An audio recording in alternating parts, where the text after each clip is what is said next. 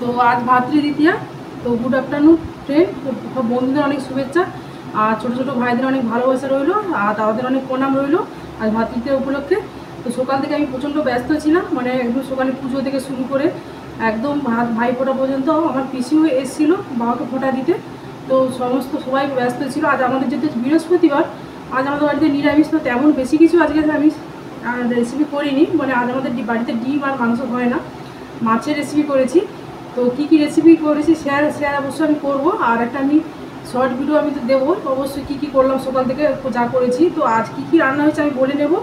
আর এখানে যে পার্সি মাছ হচ্ছে, ঝিঙে দিয়ে হচ্ছে তরকারি হয়েছে আলু দিয়ে, আর বাসন্তী পোলাও, বাসন্তী পোলাও রেসিপিটা আমি আমাদের সঙ্গে শেয়ার করব। আর হচ্ছে বাগানের হচ্ছে থোড় আর চিংড়ি দিয়ে চচ্চড়ি, মানে এটাও আমাদের বাগানের অবশ্য। আর এটা হচ্ছে নারকেল চিচিঙ্গা, এটাও আমাদের বাগানের, নারকেল আর চিচিঙ্গা এটাও বাগানের। আর এখানে রয়েছে বিচে করে ভাজা।